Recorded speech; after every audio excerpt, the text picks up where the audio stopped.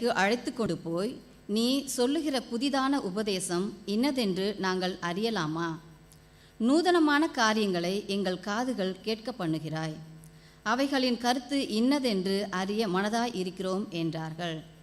அந்த அத்தனை பட்டணத்தார் எல்லாரும் அங்கே தங்குகிற அந்நியரும் நவமான காரியங்களை சொல்லுகிறதிலும் கேட்கிறதிலுமே ஒழிய வேறு ஒன்றிலும் பொழுது போக்கிறது இல்லை. ஆமென். தேவன் தாமே இந்த வாசனங்களை நமக்கு ஆசீர்வாதமாக்கி தருவாராக. நாம் இப்பொழுது தேவ செய்தியை நாம் கேட்க இருக்கின்றோம். இன்று நமக்கு செய்தி கொடுக்க இருக்கின்றவர் போதகர் சாமுவேல் ஜெபமணி அவர்கள். நமக்கு ஓரளவு பரிச்சயமானவர்கள். இந்த கால வேளையில் அவர் நம்மோடு பேச இருக்கின்ற செய்தியுடைய தலைப்பு எழுதப்படாத சபைகள் பெரியா. எழுதப்படாத சபைகள் பெரியா என்ற தலைப்பில் கர்த்தருடைய வார்த்தையை இப்பொழுது நாம் வாசிக்க கேட்ட இந்த அப்போஸ்தலர் 17ஆம் அதிகாரத்திலிருந்து நம்மோடு பேச இருக்கின்றார்கள். இந்த வேளையில் அவர்களை சபையின் சார்பில் நான் வரவேற்று தேவ செய்தியை கொடுக்கும்படியாக அன்புடன் கேட்டுக்கொள்கின்றேன்.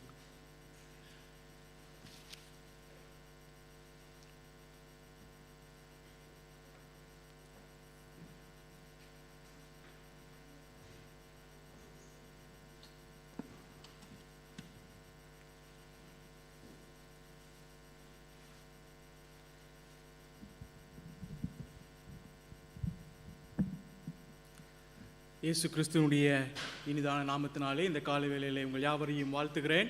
உங்களோடு கூட சேர்ந்து இந்த நாளிலே தேவனை ஆராதிப்பதிலும் உங்களோடு கூட ஐக்கியம் கொள்வதிலும் எனக்கு அதிக மகிழ்ச்சி.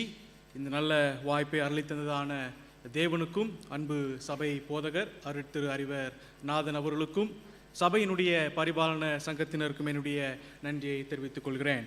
நான் வாசித்ததான வேத பகுதியானது அப்போஸ்தலருடைய நடபடிகள் 17ஆவது அதிகாரம் 11ஆவது வசனத்திலிருந்து 15ஆவது வசனம் வரைக்குமாய் இந்த நாளுக்குரிய தியானமானது நமக்கு இருக்க போகிறது. 11ஆவது வசனத்தில் இப்படியாக வாசிக்கிறோம். அந்த பட்டணத்தார் மனோவாஞ்சையாய் வசனத்தை ஏற்றுக்கொண்டு காரியங்கள் இப்படியா இருக்கிறதா என்று தினம்தோறும் வேத வாக்கியங்களை ஆராய்ந்து பார்த்ததினால் தெசலோனிக்கையில் உள்ளவர்களை பார்க்கிலும் நற்குணசாலியாய் இருந்தார்கள் என்று சொல்லி பார்க்கிறோம். எனக்கு அன்பான தேவனுடைய பிள்ளைகளே, எழுதப்படாத சபைகளை குறித்து நாம் தியானித்து வருகிறோம். முதலாவதாக நாம் அத்தனே பட்டணத்திலே காணப்பட்டதான சபையை குறித்து தியானித்தோம். இரண்டாவதாக எருசலேம் சபையை குறித்து நாம் தியானித்தோம். இந்த நாளிலே பெரோயா சபையை குறித்து நாம் தியானிக்கவிருக்கிறோம். இந்த பெரோயா சபையை குறித்து இந்த பகுதியிலே மாத்திரம்தான் நாம் பார்க்க முடியும். இன்னொரு பெரோயாவை அப்போஸ்தலர் 14ஆம் அதிகாரத்தில் நாம் வாசிக்க முடியும். அந்த பெரோயா இந்த பெரோயா அல்ல, அது சீரியாவிலே காணப்படக்கூடியதான பெரோயாவாய் இருக்கிறது. எனக்கு அன்பான தேவனுடைய பிள்ளைகளே, கொஞ்சம் யோசித்து பாருங்கள். வெறும் 4 வசனங்களிலே காணப்படக்கூடியதான இந்த சபையை குறித்து இன்றைக்கு பிரசங்கியாளர்கள் அதிகமாய் இந்த சபையை குறித்து பேசிக் கொண்டிருக்கிறோம். புதிய ஏற்பாட்டிலே எத்தனையோ சபைகளை குறித்து சொல்லப்பட்டிருக்கிறது. ஆனால் வெறுமனே 4 வசனங்களிலே சொல்லப்பட்டதான இந்த சபையை குறித்து தான் இந்த காலை வேளையிலே நாம் தியானிக்கவிருக்கிறோம். நாம் கண்களை மூடி ஜெபம் செய்வோம். நல்ல பிதாவே, நன்றியோடு துதிக்கிறோம், சோத்தரிக்கிறோம். இந்த காலை வேளையிலே பெரோயா பட்டணத்தாரை போல காரியங்கள் இப்படியா இருக்கிறதா என்று உம்முடைய வேத வாக்கியங்களை ஆராயும்படியா இங்கே கூடி வந்திருக்கிறோம். நீர் எங்கள் மத்தியிலே பிரசன்னமாகி உம்மை எங்களுக்கு பிரசன்னமாக்கி அருள வேண்டுமாய் வேண்டுகிறோம். சுவாமி, எங்களோடு கூட எங்களுடைய இருதயங்களை ஆக்கிரமித்துக் கொள்ளும். நாங்கள் உம்முடைய வேத வாக்கியங்களை காணும் பொழுது எங்களையும் உம்மையும் கண்டுகொள்ள எங்களை அர்ப்பணிக்கிறோம். காத்து வழிநடத்தி அருளும். இயேசு கிறிஸ்துவின் ஜெபிக்கிறோம் நல்ல பிதாவே, ஆமேன். இந்த பெரோயா பட்டணத்தாரை குறித்து சில வாக்கியங்களை மாத்திரம் உங்களிடத்தில் நான் சொல்ல விரும்புகிறேன். இந்த பெரோயா சபையானது எப்பொழுது ஆரம்பிக்கப்பட்டது என்று சொல்லி வேத புத்தகத்திலே நமக்கு தெளிவாக குறிப்பிடவில்லை. அத்தனே பட்டணத்திலே காணப்பட்டதான சபையோ, எருசலேம் பட்டணத்திலே காணப்பட்டதான சபையோ, தெசலோனிக்கிய பட்டணத்திலே காணப்பட்டதான சபைகளோ, அல்லது புதிய ஏற்பாட்டிலே காணப்படக்கூடியதான பெரும்பான்மையான புறஜாதிகாரர்களுக்குண்டான சபைகளோ அப்போஸ்தலனாகிய பவுலினாலே ஆரம்பிக்கப்பட்டதான சபைகளாய் காணப்படுகிறது.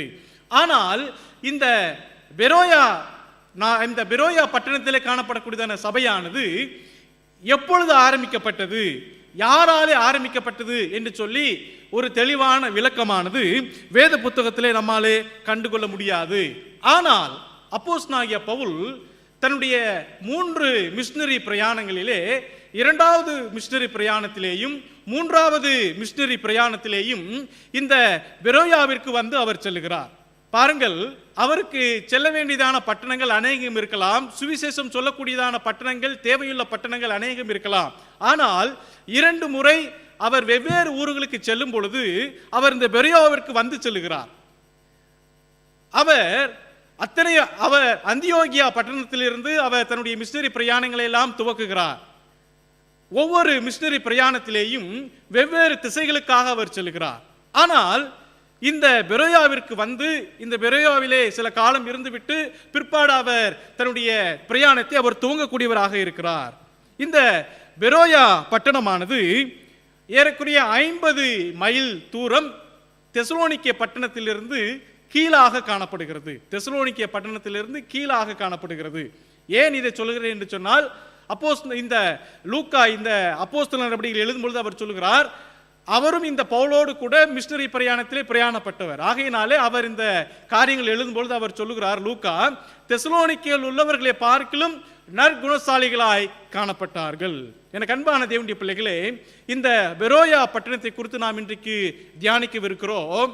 அந்த பட்டணமானது, அந்த சபையானது நற்குணசாலிகளுடைய சபையாய் காணப்பட்டது. They were the very kind people. இன்னும் அதிகமாக சொல்ல வேண்டும் என்று சொன்னால் fair minded people. அவர்கள் நற்குணசாலிகளாய் காணப்பட்டார்கள். நற்குணம் என்பது ஆவியின் கனிகளிலே ஒன்றாயிருக்கிறது. நற்குணம். இன்றைக்கு ஆவியின் கனியாகிய நற்குணத்தையும் நம்முடைய சபையையும் ஒருங்கிணைத்து இந்த பெரோயா சபையானது அதற்கு எடுத்துக்காட்டாக காணப்படுகிறது. எனக்கு அன்பான தேவனுடைய பிள்ளைகளே, இந்த பெரோயா சபையை குறித்து நாம் தியானிப்போம். முதலாவதாக இந்த சபையார் எப்படிப்பட்டதான சபையாராய் காணப்பட்டார்கள்? இவர்கள் திறந்த மனதுடைய சபையாய் காணப்பட்டார்கள். They were open minded people. இன்றைக்கு சபையிலே திறந்த மனதுடையவர்கள் காணப்படுவது மிகவும் அவசியம். போன வாரத்திலே நான் போதரோடு கூட பேசிக் கொண்டிருக்கும் பொழுது இருதயங்களை மூடினதான, சபை கதவுகளை மூடினதான சில சபைகளை குறித்து சொன்னார். அங்கே வருகிறவர்களுக்கு கர்த்தருடைய பந்தி எல்லாருக்கும் கொடுக்கப்படுவதில்லை, அந்த சபையாருக்கு மாத்திரம்தான் கொடுக்கப்படுகிறது. சில சபைகளிலே அங்கே வருகிறவர்களை அநேகர் நலம் விசாரிப்பதில்லை. அவர்களுடைய முழு நோக்கமே அந்த சபையிலே அங்கத்தினராக இருக்கிறவர்களை மாத்திரம்தான் அவர்கள் கவனித்துக் கொள்வார்கள், அவர்களை நலம் விசாரிப்பார்கள். இப்படியாக அநேக சபைகள் இன்றைக்கு மூடப்பட்டதான சபைகளாய் காணப்படுகிறது. They have closed their doors to their neighbor. அவர்கள் தங்களுடைய அயலாருக்கும் தங்களை வந்து சந்திப்பவர்களுக்கும் தங்களுடைய இருதயங்களையும் தங்களுடைய நற்காரியங்களையும் அவர்கள் மூடினவர்களாய் காணப்படுகிறார்கள். ஆனால் இந்த சபையாரை பாருங்கள், அவர்கள் மனோவாஞ்சையாய் வேத வசனத்தை ஏற்றுக்கொண்டவர்கள். அவர்கள் திறந்த மனதுடையவர்களாய் காணப்பட்டார்கள். 11ஆம் வசனத்தில் முதல் பகுதியில் வாசிக்கிறோம், அந்த பட்டணத்தார் மனோவாஞ்சையாய் வசனத்தை ஏற்றுக்கொண்டு, மனோவாஞ்சையாய் வசனத்தை ஏற்றுக்கொண்டு. சபைக்கு வரக்கூடியவர்கள் பொதுவாக 2 கூட்ட மக்கள் வருகிறார்கள். ஒன்று, வீட்டிலிருந்து வரும்பொழுதே நான் எதுவுமே கேட்க மாட்டேன்னு சொல்லி வர்றவங்க. They have closed their ears when they have started at their home. இங்கே வந்து யாரும் காதை மூடுறதில்லை, அங்கேயே பிளான் பண்ணிடுறாங்க, ஏதோ போக வேண்டியிருக்குது, காதை நம்ம ஏதோ கேட்டுட்டு வரலாம். இரண்டாவது, இதை கேட்குவதற்காக நான் இவ்வளவு நேரம் உட்கார்ந்து கொண்டிருந்தேன் சொல்லக்கூடியதான 2வது கூட்ட மக்கள். சபை முடிந்து பிற்பாடு இதை கேட்குவதற்காகவோ நான் இவ்வளவு தூரம் வந்தேன், இதை கேட்பதற்காகவோ இவ்வளவு நேரம் நான் உட்கார்ந்திருந்தேன், இந்த நேரத்தை இதற்காக செலவழித்திருக்கலாம் என்று சொல்லக்கூடியதான மக்கள். ஆனால் இந்த பட்டணத்தை பாருங்கள், அவர்கள் மனோவாஞ்சையாய் வசனத்தை ஏற்றுக்கொண்டு என்று சொல்லி பார்க்கிறோம். இந்த பட்டணத்தார் கிரேக்க பட்டணத்தார். வேதம் சொல்கிறது கீழே 12ஆம் வசனத்திலே, அதனால் அவர்களில் அநேகம் பேரும் கனம் பொருந்திய கிரேக்கரில் அநேக ஸ்திரீகளும் புருஷர்களும் விசுவாசித்தார்கள் என்று சொல்லி பார்க்கிறோம். எனக்கு அன்பான தேவனுடைய பிள்ளைகளே, இந்த பட்டணத்தார் கிரேக்க பட்டணத்தாராய் காணப்பட்டாலும் யூதர்களுடைய வேத வசனங்களை பார்க்கிலும் அதிகமாய் கற்றுத்தேறினவர்களாய் இந்த கிரேக்கர்கள் காணப்பட்டார்கள். ஞானத்திலேயும் அறிவிலேயும் தேறினவர்களாக இந்த கிரேக்கர்கள் காணப்பட்டாலும் இந்த யூதர்கள் மூலமாக பிரசங்கிக்கப்படக்கூடியதான இந்த சுவிசேஷத்தை, தேவனுடைய மகத்துவத்தை கேட்பதற்கு அவர்கள் மனோவாஞ்சையாய் காணப்பட்டார்கள். இன்றைக்கு இந்தியாவிலே மாத்திரமல்ல, இன்றைக்கு அநேக ஆசிய நாடுகளிலே ஒரு பெரும் பிரச்சனை காணப்படுகிறது என்னவென்று சொன்னால், கிறிஸ்துவானவர் அல்லது கிறிஸ்தவமானது மிகவும் அடித்தட்டு மக்களுக்கான ஒரு மதம், அடித்தட்டு மக்களுக்கான ஒரு மார்க்கம் என்று சொல்லி இன்றைக்கு கருதி கொண்டிருக்கிறார்கள்.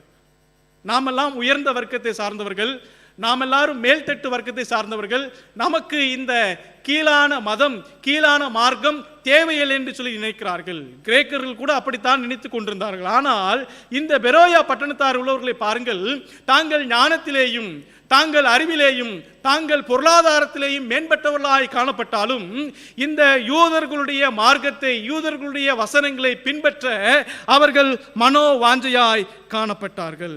2 தீமோத்தேயு 2வது அதிகாரம் 2 தீமோத்தேயு 2வது அதிகாரம் 15வது வசனத்தில் இப்படியாய் வாசிக்கிறோம். 2 தீமோத்தேயு 2ஆம் அதிகாரம் 15வது வசனம், நீ வெட்கப்படாத ஊழியக்காரனாயும் சத்திய வசனத்தை நிதானமாய் பகுத்து போதிக்கிறவனாயும் உன்னை தேவனுக்கு முன்பாக உத்தமனாக நிறுத்தும்படி ஜாக்கிரதையாய் இரு என்று சொல்லி அப்போஸ்தலனாகிய பவுல் இளம் ஊழியக்காரனாகிய தீமோத்தேயுவுக்கு எழுதுகிறார். என்ன சொல்கிறார்? சத்திய வசனத்தை நிதானமாய் பகுத்து போதிக்கிறவனாயும் உன்னை தேவனுக்கு முன்பாக நிறுத்து. எனக்கு அன்பான தேவனுடைய பிள்ளைகளே, இன்றைக்கு அநேக ஜனங்கள் சபைக்கு வரத்தான் செய்கிறார்கள். ஒருவேளை புதன்கிழமையிலோ அல்லது மற்ற நாட்களில் நடக்கக்கூடியதான ஜப கூட்டங்களிலோ அவர்கள் கலந்து கொள்ளாவிட்டாலும் கூட பெரும்பான்மையான சபைகள் இன்றைக்கு ஞாயிற்றுக்கிழமையிலே இன்றைக்கு நிறைந்து விடுகிறது. ஆனால் அவர்களெல்லாம் தேவனுடைய வசனத்தை மனோவாஞ்சியாய் கேட்கிறார்களா என்று சொன்னால் அவர்கள் கேட்பதில்லை. மனோவாஞ்சியாய் தேவனுடைய வாக்கியத்தை ஏற்றுக்கொள்ளக்கூடியதான மன பக்குவம் இன்றைக்கு சபையாருக்கு மிகவும் அவசியம் உள்ளதாய் காணப்படுகிறது. ஏன்? அப்போஸ்தலனாகிய பவுல் அவர் இதே 2 தீமோத்தேயு 4வது அதிகாரத்திலே அவர் எச்சரிப்பாக சொல்கிறார். 2 தீமோத்தேயு 4வது அதிகாரம் 3வது வசனத்திலே, ஏனென்றால் அவர்கள் ஆரோக்கியமான உபதேசத்தை பொறுக்க மனதில்லாமல், அடுத்துள்ள வார்த்தையை பாருங்கள், செவி துண அற்றவர்களாகி தங்கள் சுய இச்சைகளுக்கேற்ற போதகர்களை தங்களுக்கு திரளாக சேர்த்து கொண்டு சத்தியத்திற்கு செவியை விலக்கி, சத்தியத்திற்கு செவியை விலக்கக்கூடியதான காலமாயிருக்கிறது. இன்றைக்கு அநேகர் தங்களுடைய மனதை ஊக்குவிக்கக்கூடியதான அல்லது தங்களுடைய மனதிற்கு இன்பமான வசனங்களை கேட்பதற்காக விரும்புகிறார்கள். ஒரு மனிதர் இப்படியாக பிரசங்கித்தார், நீ செய்வதெல்லாம் வாய்க்கும் என்று சொல்லி சங்கீதம் 1ஆம் அதிகாரத்தில் காணப்படக்கூடியதான அந்த வார்த்தையினுடைய கடைசி பகுதியை மாத்திரம் சொன்னார். அங்கே இருக்கக்கூடியவர்களுக்கெல்லாம் ஒரு பெரிய ஒரு சந்தோஷம். என்ன? ஊழியக்காரர் நான் செய்வதெல்லாம் வாய்க்கும் என்று சொல்லிவிட்டாரே, இதுவல்லவா பிரசங்கம் என்று சொல்லி அங்கே இருக்கக்கூடியதான ரொம்ப சந்தோஷமானாங்க. ஆனால் வேதம் என்ன சொல்கிறது? மேலே இருக்கக்கூடியதான காரியங்களை பின்பற்றினால்தான் நான் செய்வதெல்லாம் வாய்க்கும் என்று சொல்கிறது. பாருங்கள், ஒரு பெரும் வித்தியாசத்தை இன்றைக்கு பிரசங்கிக்கூடிய பிரசங்கியாளர்கள் மூலமாக நாம் கண்டுகொள்ளலாம். சத்தியத்திற்கு செவியை விலக்கி கட்டுக்கதைகளுக்கு செவி கொடும் காலம், சாய்ந்து போகும் காலம் வரும் என்று சொல்லி வாசிக்கிறோம். நமது ஆண்டவராகிய இயேசு கிறிஸ்து தம்முடைய ஊழியத்தை துவக்கும் பொழுது அவர் எப்படியாய் துவக்குகிறார்? காதுள்ளவன் கேட்க கடவன் என்று சொல்லி தம்முடைய ஊழியத்தை துவக்குகிறார். பரலோக ராஜ்யம் சமீபத்திருக்கிறது, காதுள்ளவன் கேட்க கடவன். இன்றைக்கு நாம் தேவனுடைய வார்த்தைக்கு செவி கொடுக்கிறோமா என்பது மிகவும் முக்கியம். இன்றைக்கு அநேகர் சபைக்கு வருகிறார்கள், அநேகர் பிரசங்க வேலையிலே சபையிலே தான் அமர்ந்திருக்கிறார்கள். ஆனால் தங்களுடைய செவிகளையோ தங்களுடைய இருதயத்திற்காய் ஒப்புவித்து விடுகிறார்கள். நான் உங்களுக்கு சொல்லுகிறேன், நீங்கள் சபையில் அமர்ந்திருக்கும் பொழுது don't let your ears to listen to your heart, let your ears to listen to the preaching of the word. தேவனுடைய வார்த்தையை கேட்பதற்காக நம்முடைய செவியை ஒப்பு கொடுக்க வேண்டும். முதலாவது செவி ஒப்பு கொடுத்தால்தான் உள்ளம் அதை கேட்கும். நாம் என்ன பண்ணுகிறோம்? அநேக வேளையிலே நம்முடைய செவியை உள்ளத்திற்கு நேராய் திருப்பி விடுகிறோம், நமக்கு உள்ளே விட்டுறோம் நம்ம செவியை. ஆகையினால என்ன பண்ணுகிறோம்? இங்கே வெளியிலிருந்து வரக்கூடியதான வார்த்தைகளை நாம் கேட்பதில்லை. ஏசாயா தீர்க்கதரிசி இப்படியாக சொல்கிறார். ஏசாயா தீர்க்கதரிசி 1ஆம் அதிகாரம் 9வது வசனத்தில் இப்படியாய் வாசிக்கிறோம். ஏசாயா தீர்க்கன் எழுதினதான புஸ்தகம் 1ஆம் அதிகாரம் 9வது வசனம். சேனைகளின் 19வது வசனம், மன்னிக்கவும். நீங்கள் மனம் பொருந்தி செவி கொடுத்தால் தேசத்தின் நன்மையை புசிப்பீர்கள். நீங்கள் மனம் பொருந்தி செவி கொடுத்தால். இந்த பெரோயா பட்டணத்தார் மனோவாஞ்சையாய் தேவனை கேட்டவர்கள். ஏசாயா தீர்க்கதரிசி அவர்கள் எச்சரிக்கிறான், நீங்கள் மனம் பொருந்தி அல்லது மனோவாஞ்சையாய் செவி கொடுத்தால் தேசத்தின் நன்மையை புசிப்பீர்கள். இன்றைக்கு ஏன் அநேகருடைய வாழ்க்கையிலே சமாதானம் இல்லை? இன்றைக்கு ஏன் அநேகருடைய வாழ்விலே ஐக்கியம் இல்லாது இருக்கிறது, குடும்பங்களிலே அன்பில்லாது இருக்கிறது என்று சொன்னால், யாரோ ஒருவர் அங்கே தேவனுடைய வார்த்தைக்கு முக்கியத்துவம் கொடுக்கவில்லை. யாரோ ஒருவர் தேவனுடைய வார்த்தைக்கு செவி கொடுப்பதில்லை. தேவனுடைய வார்த்தையை செய்வதற்கு முன்பதாக முதலாவது செவி கொடுப்போம். செவி கொடுப்போம். எனக்கு அன்பான தேவனுடைய பிள்ளைகளே, நாம் தாயினுடைய கருவிலே உருவாகும் பொழுது முதலாக இந்த உலகத்தை எவ்வாறு அறிந்து கொள்கிறோம் என்று சொன்னால், தாயின் கருவிலே இருக்கும் பொழுதே இந்த உலகத்தினுடைய சத்தத்தை நாம் கேட்கிறோம். ஆகையினால தான் மகப்பேறு காலத்திலே கர்ப்பமாக இருக்கக்கூடியதான பெண்களுக்கு மருத்துவர்கள் கொடுக்கக்கூடியதான ஒரு பெரும் ஆலோசனை என்ன?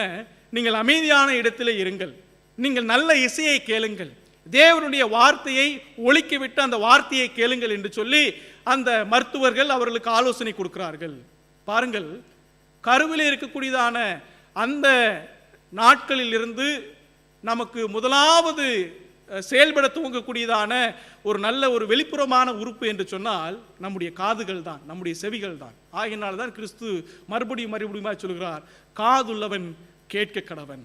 இது தம்முடைய ஊழியத்தை துவக்கக்கூடியதான நாட்களிலே மாத்திரமல்ல, வெளிப்படுத்துகிற விசேஷத்திலும் கூட அப்போஸ்தலனாகிய யோவானுக்கு தேவன் தம்மை வெளிப்படுத்தும் பொழுது அவர் மூலமாய் சொல்கிறார், காதுள்ளவன் கேட்க கடவன்.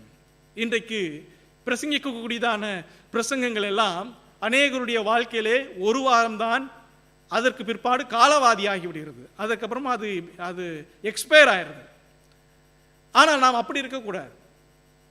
நான் உங்களுக்கு சொல்கிறேன், வெறும் 52 பிரசங்கங்களை ஞாயிற்றுக்கிழமையிலே நம்ம கேட்கிறோம். 52 பிரசங்கங்கள் தான், ரொம்ப அதிகம் இல்லை. சிறு பிள்ளைகளாக இருக்கும் பொழுது, நாம் பள்ளிக்கூடங்களிலே படிக்கும் பொழுது எத்தனையோ பாடங்களை படித்திருக்கிறோம், எத்தனையோ எஸ்ஏஸை நம்ம பைஹார்ட்டட் பண்ணியிருக்கிறோம். ஆனால் வெறும் 52 பிரசங்கங்களை நம்முடைய மனதிலே வைத்துக் கொள்வதற்கு நமக்கு பெரும்பாடாகி விடுகிறது. 2 வாரங்களுக்கு முன்பதாய் பிரசங்கம் செய்து என்ன என்று சொன்னால் நமக்கு அநேகருக்கு ஞாபகம் இருக்கிறது இல்லை. எனக்கு அன்பான தேவனுடைய பிள்ளைகளே, இந்த பெரோயா பட்டணத்தார் காரியங்கள் இப்படியா இருக்கிறதா என்று சொல்லி அவர்கள் தேவ வசனத்தை அவர்கள் மனோவாஞ்சியாய் ஏற்றுக்கொண்டார்கள். யாக்கோபு நிருபம் 1வது அதிகாரம், யாக்கோபு 1வது அதிகாரம் 21வது வசனத்தில் இப்படியாய் வாசிக்கிறோம். யாக்கோபு 1:21.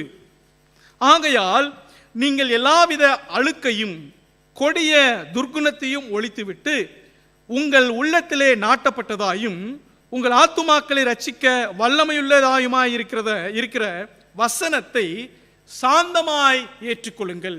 முதலாவது இந்த வசனத்தை மனோவாஞ்சையாய் ஏற்றுக்கொள்ளுங்கள். சங்கீதத்தில் வாசிக்கிறோம், மான்கள் நீரோடையை வாஞ்சித்து கதறுவது போல நாம் வேத வசனத்தை வாஞ்சித்து நாம் அதை ஏற்றுக்கொள்ள வேண்டும். இரண்டாவது, சாந்தமாய் ஏற்றுக்கொள்ள வேண்டும். வேத வசனத்தை சாந்தமாய் ஏற்றுக்கொள்ளுங்கள், அதை கடினமாக ஏற்றுக்கொள்ளாதீர்கள். ஏதோ நமக்கு பொருந்தாத ஒன்று நம்முடைய செவிகளுக்கு வருகிறது என்று சொல்லி ஒருபோதும் எண்ணாதிருங்கள். அநேகர் இயேசு கிறிஸ்துவினுடைய பிரசங்கத்தை கேட்கிறார்கள், ஆனால் அவருடைய பாடு மரணத்தை கேட்கும் பொழுது அநேகர் அவரை விட்டு போய்விடுகிறார்கள். உங்களுக்கு ஞாபகம் இருக்கலாம், அவருடைய பாடு மரணத்தை குறித்து கிறிஸ்துநாதர் பிரசங்கிக்கும் பொழுது அநேகர் அவரை பின்பற்றினதான அநேகர் அவரை விட்டு போய்விட்டார்கள். என்ன தெரியுமா? இது ரொம்ப கடினமான உபதேசமாக இருக்கிறது என்று சொல்லி சொன்னார்கள். எனக்கு அன்பான தேவனுடைய பிள்ளைகளே, ஏன் இன்றைக்கு அநேக பிரசங்கங்கள் நம்முடைய வாழ்விலே செயல்முறைப்படுத்தாமல் போய்விடுகிறது என்று சொன்னால், நாம் அதை கடினமான உபதேசம் என்று சொல்லி எண்ணுகிறோம். நம்முடைய செவிக்கு, நம்முடைய உள்ளத்திற்கு, நம்முடைய வாழ்க்கைக்கு அது மிகவும் கடினம் என்று சொல்லி நாம் எண்ணுகிறோம். ஆனால் அப்படி அல்ல. பிரசங்கிக்கக்கூடியதான திருவசனங்களை நாம் சாந்தமாய் ஏற்றுக்கொள்ளுவோம். யாக்கோபு நிருபம் 21வது அதிகாரம் 21வது வசனத்திலே வாசித்தோம். 22 அப்படியா வாசிக்கிறோம். அல்லாமலும் நீங்கள் உங்களை வஞ்சியாதபடிக்கு திருவசனத்தை கேட்கிறவர்களாய் மாத்திரமல்ல, அதன்படி செய்கிறவர்களாயும் இருங்கள். அதன்படி செய்கிறவர்களாயும் இருங்கள். உபாகமம் 4வது அதிகாரம், உபாகமம் 4வது அதிகாரம் முதல் 2 வசனங்களை உங்களுக்காய் வாசிக்கிறேன். உபாகமம் 4வது அதிகாரம் முதல் 2 வசனங்கள்.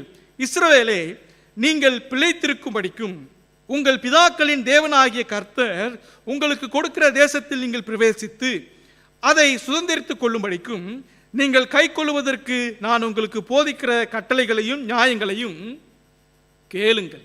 முதலாவது கேளுங்கள். நான் உங்களுக்கு கற்பிக்கும் உங்கள் தேவனாகிய கர்த்தரின் கட்டளைகளை நீங்கள் கை கொள்ளும்படி நான் உங்களுக்கு கற்பிக்கிற வசனத்தோடு நீங்கள் ஒன்றும் கூட்டவும் வேண்டாம், அதில் ஒன்றும் குறைக்கவும் வேண்டாம்.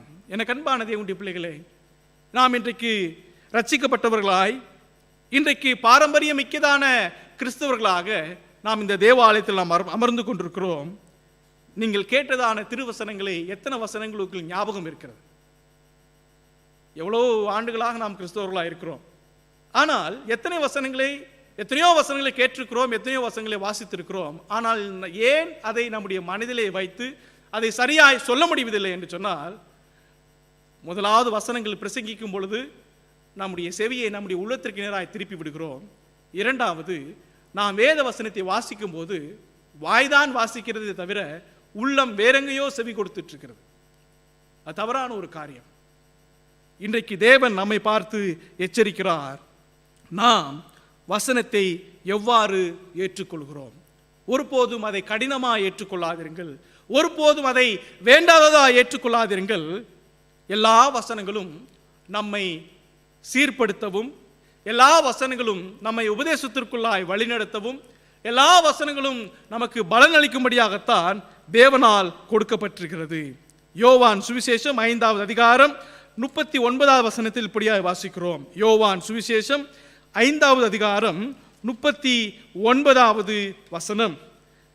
வேத வாக்கியங்களை ஆராய்ந்து பாருங்கள், அவைகளால் உங்களுக்கு நித்திய ஜீவன் உண்டென்று எண்ணுகிறீர்களே, என்னை குறித்து சாட்சி கொடுக்கிறவைகளும் அவைகளே. வேத வாக்கியங்களை ஆராய்ந்து பாருங்கள். எனக்கு அன்பான தேவனுடைய பிள்ளைகளே, have you ever searched scriptures? நாம் இந்த தேவாலயத்திலே தேவனுடைய வாக்கியங்களை ஆராய்ந்து பார்க்கும்படியாக, அவருடைய வேத வாக்கியங்களை தேடும்படியாக நாம் இங்கே அமர்ந்திருக்கிறோம். நான் பெங்களூர்லேருந்து வந்திருக்கிறேன். நான் அநேக நாட்களாக நான் தமிழ்நாட்டில் தங்கலை. 12வது முடிச்சுட்டு அப்படியே நான் பெங்களூருக்கு போயிட்டேன். சபையிலே நான் பார்த்ததான முதலாவது காரியம், அநேகர் சபைக்கு பைபிளே இல்லாமல் வருவாங்க. அது இந்த நாளுக்குரிய ஒரு நடைமுறை ஆகிவிட்டது. பெரும்பான்மையான சபைகளிலே வேத புத்தகம் இருக்கும், அவங்க உட்கார்ந்துருக்குதான சேர்ஸ்லேயே இருக்கும். வர்றக்கூடிய என்ன பண்ணுவாங்கன்னா அதை அப்படியே பார்த்து வாசித்துக் கொள்வாங்க, அங்கேயே வைத்து விட்டு போய்விடுவார்கள். இரண்டாவது ஒரு கூட்டம் இன்றைக்கு இருக்கிறது, மொபைல் ஃபோனில் ஃபோன் வச்சுக்கலாம் அது நம்ம வேத புத்தகத்தை டவுன்லோட் பண்ணி வச்சுக்கலாம். நல்லது, ரொம்ப இன்னும் வசதியாகிவிட்டது. ஒரு வாலிப கூட்டத்தில் என்னிடத்தில் கேட்டான், அண்ணே என்னுடைய ஃபோனில் பைபிள் வைத்துக் கொள்ளலாமா, அல்லது எல்லா சர்வீஸுக்கும் நான் வேத புத்தகத்தை, எல்லா இடத்திற்கும் வேத புத்தகத்தை நான் தூக்கி கொண்டு வர வேண்டுமா என்று சொல்லி கேட்டான். நான் அவனிடத்தில் சொன்னேன், நீ உன்னுடைய மொபைல் ஃபோனில், உன்னுடைய செல்ஃபோனில் 1 இல்லை 2 3 10 வேத புத்தகத்தை கூட நீ வைத்துக்கொள். ஆனால் வேத புத்தகம் இருக்கக்கூடியதான இடம் ரொம்ப பரிசுத்தமானது. வேத புத்தகம் இருக்கக்கூடியதான இடம் ரொம்ப மதிப்பு மிக்கது. அந்த இடமானது வேத புத்தகத்திற்கு கொடுக்கப்பட வேண்டும். You can keep your Bible anyway, but keep it in a reverenced way, keep it in a proper manner. நம்முடைய மொபைல் ஃபோனுகளே கண்ட தேவனுக்கு பிரியமில்லாத காரியங்களையும் அதே மொபைல் ஃபோனிலே வேத புத்தகத்தை வைத்துக் கொள்ள வேண்டியது தேவனுக்கு பிரியமில்லாத ஒரு காரியம். எனக்கு அன்பான தேவனுடைய பிள்ளைகளே, வேத வாக்கியங்களை ஆராய்ந்து பாருங்கள், அவைகளால் உங்களுக்கு நித்திய ஜீவன் உண்டாயிருக்குமே. இந்த பெரோயா சபையார் திறந்த மனதுடனே மனோவாஞ்சையாய் வேத வசனத்தை ஏற்றுக்கொண்டவர்கள். நாமும் அப்படிப்பட்டதான திறந்த மனதுடையவர்களாக வேத வாக்கியத்தை நாம் கேட்பவர்களாய் மாற வேண்டும். இரண்டாவதாக, இந்த பெரோயா சபை மிகவும் சிறிதான ஒரு சபையாக, மிகவும் குறிப்பிட்ட வசனங்களிலே இந்த சபையாய் காணப்பட்டாலும், இந்த சபையார் எப்படிப்பட்டதான மக்களாய் காணப்பட்டார்கள்? தியான மனதுடையவர்களாய் காணப்பட்டார்கள்.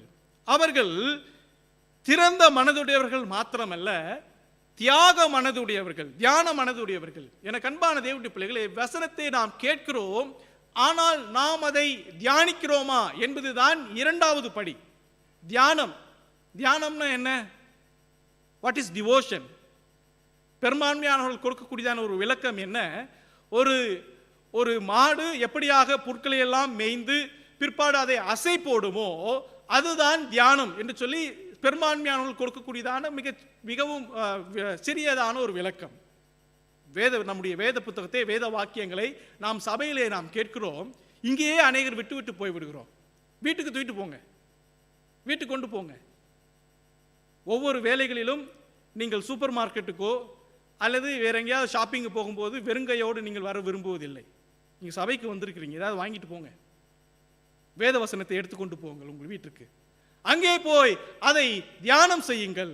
சங்கீதம், முதலாவது சங்கீதம் முதல் 3 வசனங்களில் எப்படியாய் வாசிக்கிறோம்? முதலாவது சங்கீதம் முதல் 3 வாக்கியங்களிலே நாம் இப்படியாக வாசிக்கிறோம்: துன்மார்க்கருடைய ஆலோசனையில் நடவாமலும், பாவிகளுடைய வழியில் நில்லாமலும், பரியாசக்காரர் உட்காரும் இடத்தில் உட்காராமலும், கர்த்தருடைய வேதத்தில் பிரியமாயிருந்து இரவும் பகலும் அவருடைய வேதத்தில் தியானமாயிருக்கிற மனுஷன் பாக்கியவான். இரவும் பகலும் அவருடைய வேதத்தில் தியானமாயிருக்கிற மனுஷன் பாக்கியவான். யாராவது இரவும் பகலும் தேவனுடைய வசனத்தில் தியானமாக இருக்க முடியுமா? நான் இங்கே வந்தபொழுது பார்க்கிறேன், அநேகர் எம்ஆர்டியில் போகும்பொழுதோ அல்லது பஸ்ஸில் போகும்பொழுதோ இங்கே இருக்கக்கூடிய அநேக வாலிப பிள்ளைகள் எப்போ பார்த்தாலும் கேம் விளாண்டுக்கிட்டே இருக்கிறாங்க. நான் நினைச்சேன் சின்ன பிள்ளைங்க தான் விளாண்டுக்கிட்டு இருக்கிறாங்க, பார்த்தா பெரியவர்கள் கூட பாருங்கள், they were addicted to the games. எப்போ பார்த்தாலும் அவங்க கேம் விளாண்டுக்கிட்டே இருக்கிறாங்க. கிறிஸ்தவர்களாகிய நாம் பிரயாணம் செய்யும் பொழுதோ, நமக்கு ஓய்வு நேரம் கொடுக்கப்படும் பொழுதோ தேவனுடைய வார்த்தையை நாம் கேட்கலாம். இன்றைக்கு எத்தனையோ ஆப்ஸ் இலவசமாகவே கிடைக்கிறது. வேத வாக்கியங்கள் நாம் பிரயாணம் செய்யும் பொழுது கேட்டுக்கொண்டே போகலாம். இன்றைக்கு அநேகருக்கு அலுவலகத்திற்கு செல்வதற்கு காலை வேளையிலே அவசரமாக கிளம்பும் பொழுது உட்கார்ந்து வாசிப்பதற்கு நேரமில்லை. ஆனால் நீங்கள் வேத வசனத்தை நீங்கள் தாராளம் கேட்கலாம். கேளுங்கள். கேட்பதன் மூலமாக நாம் தேவன் யார் என்று சொல்லி நாம் அறிந்து கொள்கிறோம். யோபு சொல்லுகிறார் 23வது அதிகாரம் 12வது வசனத்திலே, யோபு 23வது அதிகாரம் 12வது வசனத்தை இப்படியா வாசிக்கிறோம்: அவர் உதடுகளின் கற்பனைகளை விட்டு நான் பின்வாங்குவதில்லை, அவருடைய வாயின் வார்த்தைகளை எனக்கு வேண்டிய ஆகாரத்தை பார்க்கிலும் அதிகமாய் காத்து கொண்டேன். அவருடைய வாயின் வார்த்தைகளை எனக்கு வேண்டிய ஆகாரத்தை பார்க்கிலும் அதிகமாய் காத்து கொண்டேன். உணவை பார்க்கிலும் நம்முடைய சுய எண்ணங்களை பார்க்கிலும் நாம் தேவனுடைய வார்த்தையை குறித்து பேசுவோம். உங்களுக்கு ஞாபகம் இருக்கலாம், 2 சீடர்கள், அவர்களுடைய பேரானது அங்கே சொல்லப்படவில்லை, அவர்கள் எம்மாவூருக்கு போய் கொண்டிருக்கிறார்கள். இயேசு கிறிஸ்து உயிரோடு கூட எழுந்ததற்கு பிற்பாடு இயேசு கிறிஸ்து அவர்களோடு கூட நடந்து வருகிறார். ஆனால் அவர்தான் கிறிஸ்து என்று சொல்லி அவர்களாலே கண்டுகொள்ள இயலவில்லை. ஆனால் அவர்கள் 2 பேருடைய சம்பாஷணை நோக்கி பாருங்கள், கிறிஸ்துவை குறித்து பேசிக்கொண்டு நடந்து போய் கொண்டிருக்கிறார்கள். அப்பொழுது இயேசு கிறிஸ்து கேட்கிறார், நீங்கள் யாரை குறித்து பேசிக் கொண்டிருக்கிறீர்கள் என்று சொல்லி கேட்டு பிற்பாடு தம்மை அவர்களுக்கு வெளிப்படுத்துகிறார். அவர்களுக்கு பெரிய ஒரு சந்தோஷம். ஆனால் கிறிஸ்து யார் என்று சொல்லி தெரியாமலேயே இன்னொரு நபர் அவர்களோடு கூட நடந்து வரக்கூடியதான வேலைகளிலும் அந்த 2 பேர் கிறிஸ்துவை குறித்து பேசிக் கொண்டிருக்கிறார்கள், சம்பாஷித்துக் கொண்டிருக்கிறார்கள். எனக்கு அன்பான தேவனுடைய பிள்ளைகளே, அநேக கிறிஸ்தவர்கள், வெளியரங்கமான நபர்கள் வந்தவுடனே இப்பொழுது நாம் வேத புத்தகத்தை குறித்து பேச வேண்டாம், இப்பொழுது ஊழியத்தை குறித்து பேச வேண்டாம், அரசியலை குறித்து பேசலாம், பொதுவான காரியங்களை குறித்து பேசலாம் என்று சொல்லி நம்முடைய சம்பாஷணையை நாம் மாற்றி விடுகிறோம். ஆனால் அந்த 2 பேரை பாருங்கள், பேர் சொல்லப்படாத அந்த 2 சீடர்களை பாருங்கள், யார் வந்தாலும் பரவாயில்லைங்க, எங்கள் பக்கத்தில் நாங்கள் இயேசு கிறிஸ்து குறித்து பேசிக்கொண்டே போவோம் என்று சொல்லி அவர்கள் தீர்மானித்ததான் 2 பேராய் காணப்பட்டார்கள்.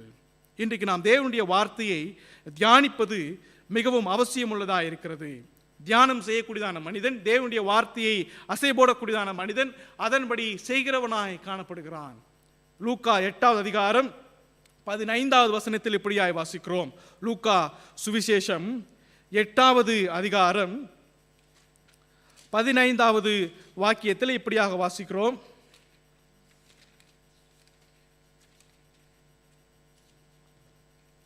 நல்ல நிலத்தில் விதைக்கப்பட்டவர்கள் வசனத்தை கேட்டு அதை உண்மையும் நன்மையுமான இருதயத்திலே காத்து பொறுமையுடனே பலன் கொடுக்கிறவர்களாய் இருக்கிறார்கள். நல்ல நிலத்தில் விதைக்கப்பட்டவர்கள் என்ன செய்கிறார்கள்? முதலாவது வசனத்தை கேட்கிறார்கள் மனோவாஞ்சையாய். இரண்டாவது, அதை உண்மையும் நன்மையுமான இருதயத்திலே காத்து, இருதயத்தில் அவர்கள் காத்து பொறுமையுடனே பலன் கொடுக்கிறவர்களாய் இருக்கிறார்கள். இன்னைக்கு அநேக வேளையிலே தேவனுடைய வார்த்தையை கேட்கும் பொழுது அல்லது தேவனுடைய வாக்குத்தத்தத்தை நாம் கேட்கும் பொழுது we fix our time, இது இவ்வளவு நாளுக்குள்ள நிறைவேறணும்.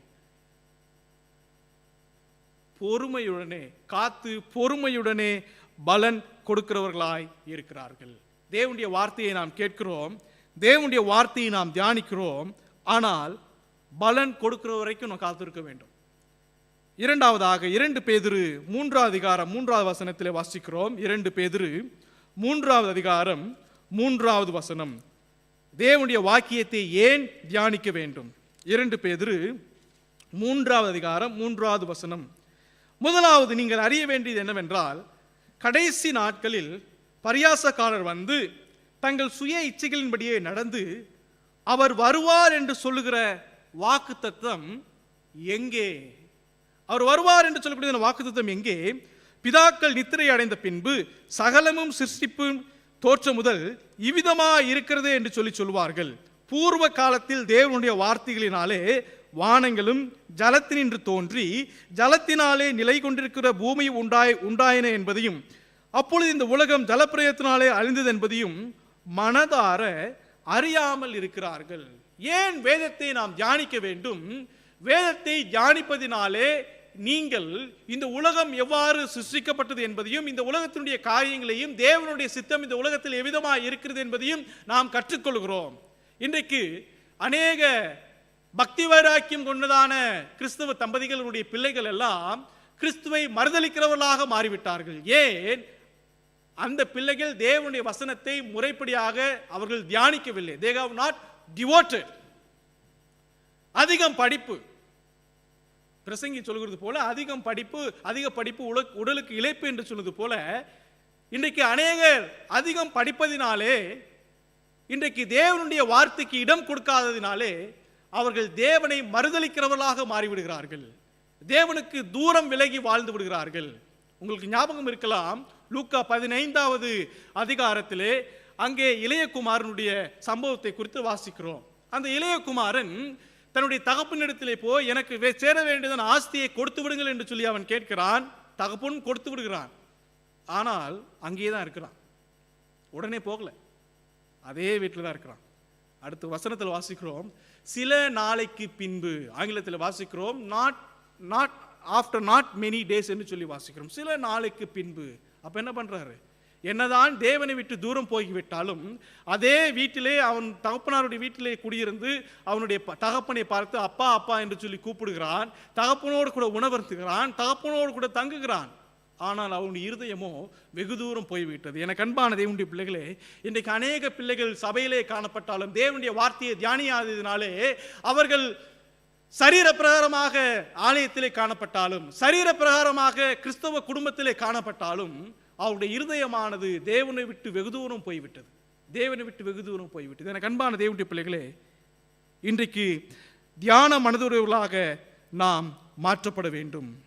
1 யோவான் 2ஆவது அதிகாரம் 1 யோவான் 2ஆவது அதிகாரம் 15ஆவது வாக்கியத்தில் இப்படியாய் வாசிக்கிறோம். 1 யோவான் 2ஆவது அதிகாரம் 15ஆவது வசனம், உலகத்திலும் உலகத்தில் உள்ளவைகளிலும் அன்பு கூறாதிருங்கள். ஒருவன் உலகத்தில் அன்பு கூர்ந்தால் அவனிடத்தில் பிதாவின் அன்பு இல்லை. ஒருவன் உலகத்தில் அன்பு கூர்ந்தால் பிதாவின் அன்பு இல்லை.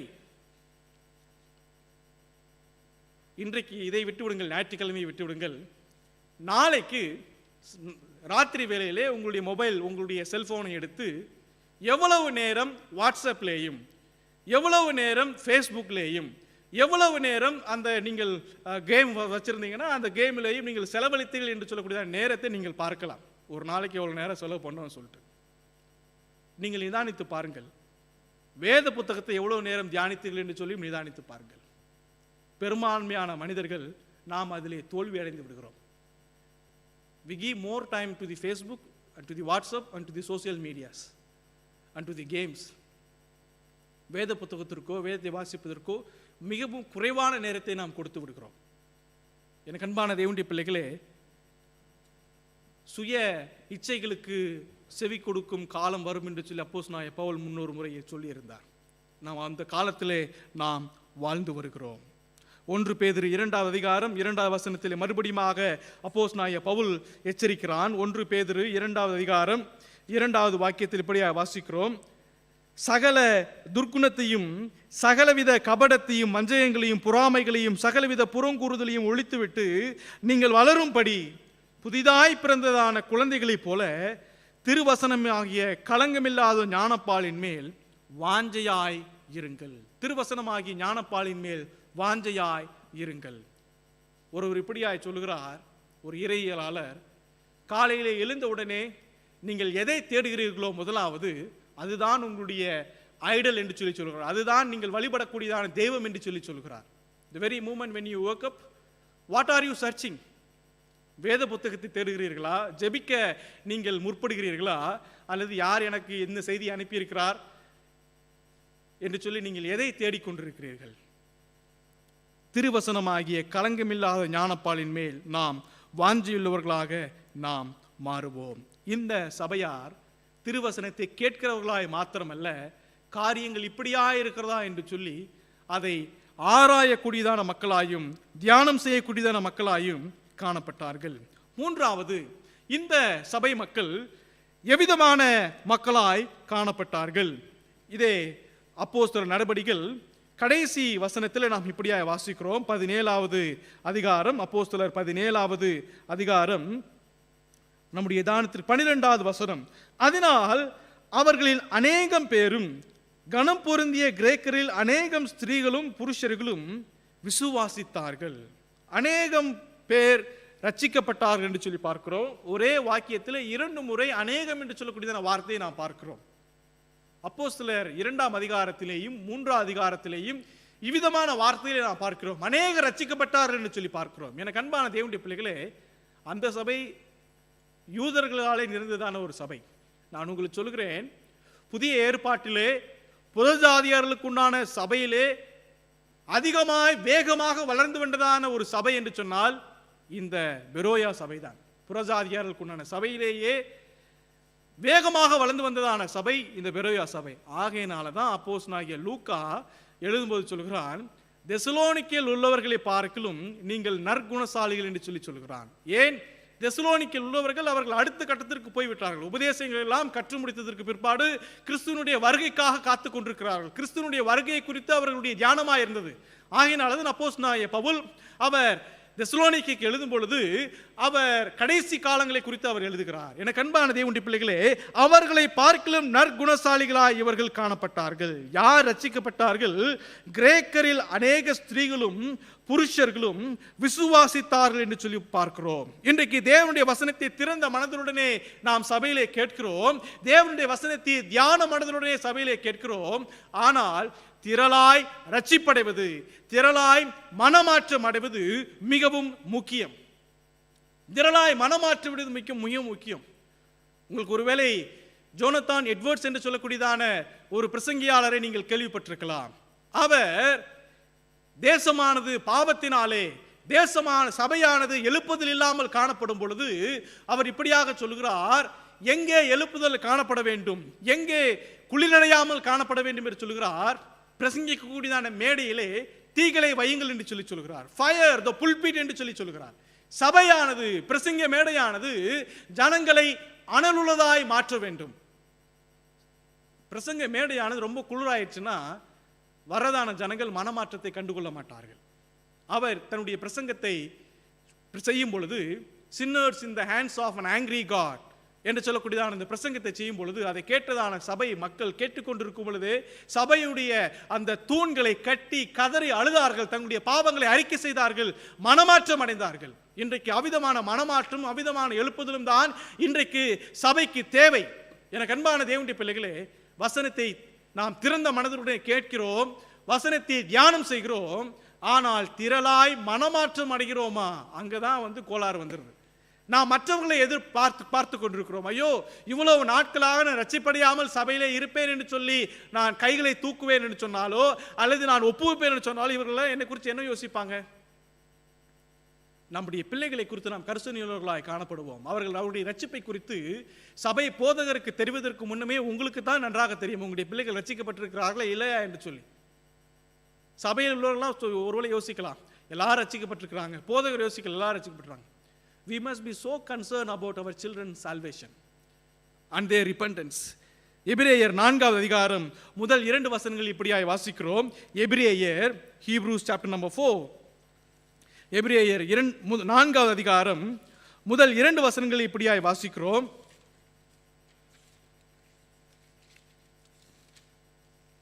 ஆனபடினாலே அவருடைய இளைப்பாறுதலில் பிரவேசிப்பதற்கு ஏதுவான வாக்குத்தத்தம் நமக்கு உண்டாயிருக்க, உங்களில் ஒருவனும் அதை அடையாமல் பின்வாங்கி போனவனாக காணப்படாதபடிக்கு பயந்திருக்க கடவோம். மறுபடியும் வாசிக்கிறேன். வாக்குத்தத்தம் நமக்கு உண்டாயிருக்க, தேவனுடைய வாக்குத்தத்தங்கள், தேவனுடைய வசனங்கள் நமக்கு கொடுக்கப்பட்டிருக்க, உங்களில் ஒருவனும் அதை அடையாமல் பின்வாங்கி போனவனாக காணப்படாதபடிக்கு பயந்திருக்க கடவோம். ஏனெனில் சுவிசேஷம் அவர்களுக்கு அறிவிக்கப்பட்டது போல நமக்கும் அறிவிக்கப்பட்டது. கேட்டவர்கள் விசுவாசம் இல்லாமல் கேட்டபடியினால் அவர்கள் கேட்ட வசனம் அவர்களுக்கு பிரயோஜனப்படவில்லை. அவர்கள் கேட்ட வசனம் அவர்களுக்கு பிரயோஜனப்படவில்லை. எவ்வளவு ஒரு ஒரு ஒரு மோசமான ஒரு நிலைமையை பாருங்கள். சிதறடிக்கப்பட்டதான யூதர்களுக்கு இந்த எபிரேய நிருபமானது எழுதப்படும் பொழுது அவர் சொல்கிறார், கேட்டவர்கள் விசுவாசம் இல்லாமல் கேட்டபடினாலே அவர்கள் கேட்ட வசனம் அவர்களுக்கு பிரயோஜனப்படவில்லை. அவர்களுக்கு பிரயோஜனப்படவில்லை. அப்போஸ்தலனாகிய பவுல் அநேக இடங்களிலே போய் சுவிசேஷத்தை பிரசங்கத்தை செய்கிறார். ராத்திரி முழுவதும் பிரசங்கம் செய்கிறார். அதில் பார்க்கிறோம், நாளைக்கு போக வேண்டும் என்று சொல்லி அவர் இருக்கும் பொழுது ராத்திரி வேளையில் அவர் தூங்க செல்லலாம். என்று சொன்னால் அநேக வேளையிலே நாம் நாளைக்கு ஏதோ ஒரு பெரிய ஒரு பிரயாணம் போகிறோம், ஒரு தூரம் போனோம், என்ன பண்ணுவோம், இப்போ நல்லாவே ரெஸ்ட் எடுத்துக்கலாம். ஆனால் அப்போஸ்தலனாகிய பவுல் அப்படி அல்ல. ராத்திரி முழுவதும் பிரசங்கம் செய்கிறார். இன்னும் எதெல்லாம் சந்தேகத்தை அவர்களுக்கு தீர்க்க வேண்டுமோ எல்லா சந்தேகத்தையும் தீர்த்து விட்டு போகலாம் என்று சொல்லி அவர் பிரசங்கித்துக் கொண்டிருக்கிறார். அவ்வளவு பெரிய பிரசங்கங்கள், அவ்வளவு உழைப்பை கொடுத்தும் அநேகர் எப்படியா இருந்தார்கள்? விசுவாசம் இல்லாமல் கேட்டார்கள் என்று சொல்லி பார்க்கிறோம். எனக்கு அன்பான தேவனுடைய பிள்ளைகளே, இன்றைக்கு மன மாற்றம் இன்றைக்கு சபையிலே அவசியம். மனமாற்றம் அவசியம். மனமாற்றம் இல்லாமல் வேத புத்தகத்தை தூக்கி கொண்டு வருவதோ, மனமாற்றம் இல்லாமல் சுவிசேஷ ஊழியத்தில் ஈடுபடுவதோ, மனமாற்றம் இல்லாமல் தேவனுடைய பாடல்களை பாடுவதோ, ஏன் மனமாற்றம் இல்லாமல் தேவனுடைய பிரசங்கங்களை ஊழியக்காரராய் காணப்படுவதும் இந்த நாட்களில் வெகு சாதாரணமாகிவிட்டது. வெகு சாதாரணமாகிவிட்டது. ஏன் இன்றைக்கு ஊழியத்திற்கு வந்தீர்கள் என்று சொன்னால் இன்றைக்கு அநேகருக்கு பதிலே இல்லை. ஏன் இன்றைக்கு சுவிசேஷ ஊழியத்தில் ஈடுபடுகிறீர்கள் சொன்னால் அநேகருக்கு அந்த பதிலே இல்லை. ஏன்னு சொன்னால் அநேகர் ரட்சிக்கப்படவே இல்லை.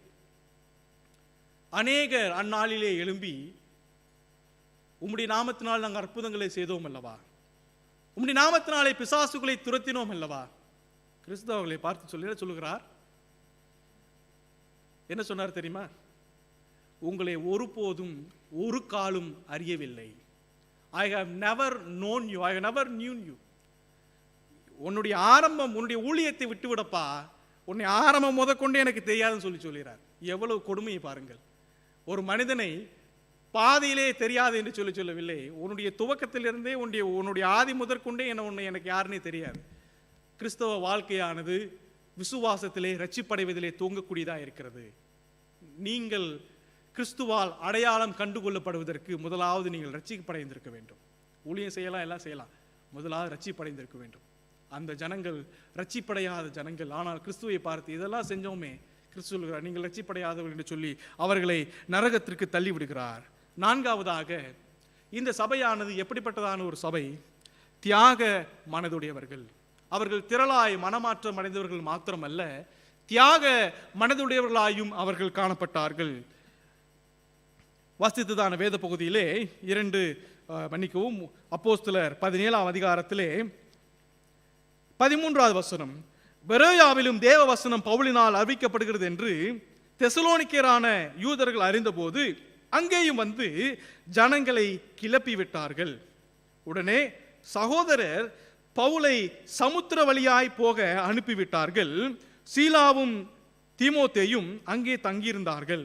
15வது வசனம், பவுலை வழிநடத்தினவர்கள் அவனை அத்தனே பட்டணம் வரைக்கும் அழைத்து கொண்டு போய் அங்கே சீலாவும் தீமோத்தேயும் அதிசீக்கிரமாக தன்னிடத்தில் வரும்படி அவர்களுக்கு சொல்ல கட்டளை பெற்றுக்கொண்டு புறப்பட்டு போனார்கள். 2 காரியத்தை பார்க்கிறோம். முதலாவது, சுவிசேஷர்களாகிய இந்த அப்போஸ்தலனாகிய பவுலை தெசலோனிக்கேயிலிருந்து வந்ததான யூதர்கள் அவர்கள் தாக்குவதற்காக, உபத்திரவத்தை கொடுப்பதற்காக முற்படும் பொழுது இந்த பெரோயா சபையார் என்ன செய்கிறார்கள்? அவனோடு கூட பிரயாணப்படுகிறார்கள். அவனோடு கூட பிரயாணப்படுகிறார்கள். நான் உங்களிடத்தில் கேட்கலாமா? நீங்கள் எத்தனை முறை கஷ்டம் என்று சொல்லி அறிந்தும், நீங்கள் எத்தனை முறை இது என்னுடைய வாழ்க்கை நடைமுறைக்கு ஒத்துவராது என்று சொல்லியும் நீங்கள் சுவிசேஷ பிரயாணத்தை நீங்கள் பிரயாணப்பட்டிருக்கிறீர்கள்? How many of you have ever traveled with the pastor knowing that India is not suitable for you to live? அநேகர் நாம் அங்கிருந்து தான் வந்திருக்கிறோம், அநேகர் இங்கே அங்கிருந்து தான் வந்திருக்கிறீர்கள். இந்த ஊர் ரொம்ப நல்ல ஊர். ஆனால் சுவிசேஷத்திற்காக நாம் செல்லும் பொழுது, ஊழியத்திற்காக செல்லும் பொழுது இதே வசதி அங்கே நிச்சயமாக இருக்காது. When somebody is traveling on cause of gospel, you cannot expect the luxurious or the privileges that you are enjoying in your day-to-day life. இந்த பெரோயா பட்டணத்தாரை பாருங்கள். அவர்கள் பவுலோடு கூட பிரயாணப்படுவதனாலே அவர்களும் தாக்கப்படலாம் என்று சொல்லி அவர்களுக்கு நிச்சயமாய் தெரியும். இருந்தாலும் அவனோடு கூட போனார்கள். பவுலை வழிநடத்தினவர்கள் அவனை அத்தனை பட்டணம் வரைக்கும் அங்கே போய் விட்டுட்டு தான் வர்றாங்க. பாதி வழியில், ஐயா உபத்திரம் வந்துருச்சு, நம்மளை துரத்தி கொண்டு வர்றாங்க, நீங்கள் இதுக்கப்புறமா நீங்களே போய்க்குங்க, நாங்கள் எங்கள் சொந்த ஊருக்கு போகிறோம். அவன் அத்தனை பட்டணம் வரைக்கும் அவனை போய் அங்கே செட்டில் பண்ணிட்டு தான் இவங்க வர்றாங்க. பாருங்கள், என்ன ஒரு தியாக மனப்பான்மை உள்ளவர்களாய் காணப்படுகிறார்கள். அநேக வேளை நாம் தியாகம் என்று சொன்ன உடனே ஊழியத்திற்காக கொடுக்க வேண்டும் அல்லது ஏதாவது ஊழியத்திற்கு செஞ்சிடணும்னு சொல்லி நினைக்கிறோம். அதுவல்ல எனக்கு அன்பான தேவனுடைய மக்களே, தியாகம் என்பது முதலாவது உங்களை கிறிஸ்துவுக்காக கொடுப்பது தான். உங்களை கிறிஸ்துவுக்காக, உங்கள் சரீரங்களை கிறிஸ்துவுக்காக வருத்துவதுதான் முதன்மையான தியாகமாய் காணப்படுகிறது. இரண்டாவதாக, இந்த சபையார் தியாகமுள்ள சபையாராய் காணப்பட்டார்கள், தியாக மனப்பான்மை உள்ளவர்களாய் காணப்பட்டார்கள். அது 2 கொரிந்தியர் 8வது அதிகாரம் 2 கொரிந்தியர் 8வது அதிகாரம் முதல் 5 வசனங்களில் நாம் அதை வாசிக்கிறோம். 2 கொரிந்தியர் 8வது அதிகாரம் முதல் 5 வசனங்களிலே, அன்றியும் சகோதரரே, மக்கதோனியா நாட்டு சபைகளுக்கு தேவன் அளித்த கிருபையை உங்களுக்கு அறிவிக்கிறோம். அவர்கள் கொடிய உபத்திரவத்தினாலே சோதிக்கப்படுகையில் கொடிய தரித்திரமுடையவர்களாய் இருந்தும் தங்கள் பரிபூர்ண சந்தோஷத்தினாலே மிகுந்த உதாரணத்துவமாய் கொடுத்தார்கள். மேலும் அவர்கள் திராணிக்கத்தக்கதாயும் தங்கள் திராணிக்கு மிஞ்சியும் கொடுக்க தாங்களே மனதுறவுகளாய் இருந்தார்கள் என்பதற்கு நான் சாட்சியாய் இருக்கிறேன். தங்கள் உபகாரத்தையும் பரிசுத்தவான்களுக்கு செய்யப்படும் தர்ம ஊழியத்தின் பங்கையும் நாங்கள் ஏற்றுக்கொள்ளும்படி அவர்கள் எங்களை மிகவும் வேண்டிக் கொண்டார்கள். மேலும் நாங்கள் நினைத்தபடி மாத்திரம் கூடாமல் தேவனுடைய சித்தத்தினாலே முன்பு தங்களை தாமே கர்த்தருக்கும், முதலாவது தங்களை தாமே கர்த்தருக்கும், பின்பு எங்களுக்கும் ஒப்பு கொடுத்தார்கள். எனக்கு அன்பான தேவனுடைய பிள்ளைகளே, இந்த பெரோயா சபையாரை மீண்டுமாய் நினைத்து பாருங்கள். இவர்கள் திறந்த மனதுடையவர்கள், தங்களுடைய மனதினை மனோவாஞ்சியாய் தேவனுடைய வாக்கியத்திற்காக திறந்து விட்டார்கள். இரண்டாவது, இந்த சபையார் தியான மனதுடையவர்கள், அவர்கள் தினந்தோறும் வேத வாக்கியங்களை தியானித்தவர்களாய் காணப்பட்டார்கள். மூன்றாவது, திரளாய் மனமாற்றம் அடைந்தவர்கள். நான்காவது, இவர்கள் தியான மனப்பக்குவம் உள்ளவர்களாய் காணப்பட்டார்கள். நாமும் அவிதமாய் மாற்றம் அடைவோம். கர்த்ததாமே திருவாக்கியங்கள் மூலமாக நம்மையும் அவிதமே வழிநடத்துவாராக. ஆமேன், ஆமேன்.